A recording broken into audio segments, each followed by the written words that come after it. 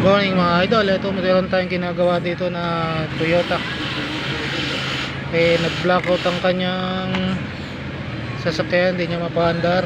Nag-short po dito yung kanyang fuse sa ilalim. Ito yung fuse na yun, oh.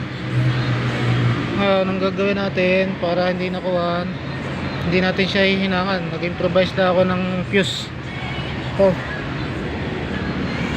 Ito yung fuse link niya.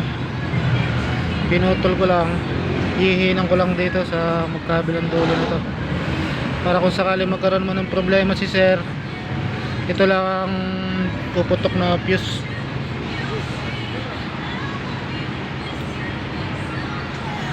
Ayan siya mga idol, oh. Yan ang ginawa ko. Yung fuse link nya pinutol ko lang, tapos hihinang ko lang dito. Yan, hihinang ko lang dyan. Ayaw kasing umandar nito. Ngayon, ayaw umandar, ito ang pumutok sa kanya. Ito ang gagawin natin yan. Wala tayong mabibiling fuse nito, kaya ito lang gagawin natin muna ng pansamantala. Kasi pag bibili ka nito, buo nito bibilin mo sa mismong Toyota, o kaya kung meron kang makikita sa surplusan online, pwede rin. Yun lang muna improvise natin mga idol. Antay lang natin para malaman natin kung under siya. Ayan mga idol, nakakabit na. Testing lang natin siya. Ayan, wala siyang hinang. Yung hinang niya dito, dulo lang. Yung gitna wala. Kasi pag hininangan may dulo niyan, hindi mapapagot yan. Pag yan magkaroon ng grounded ulit.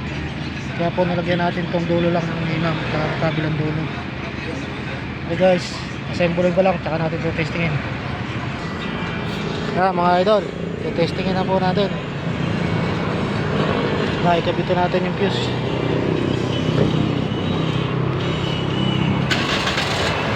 Mga idol, mandar na siya, okay na.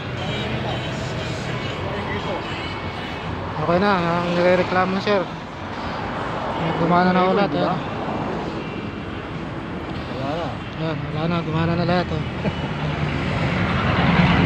Okay guys, thank you for watching po. Salamat po sa inyong panonood.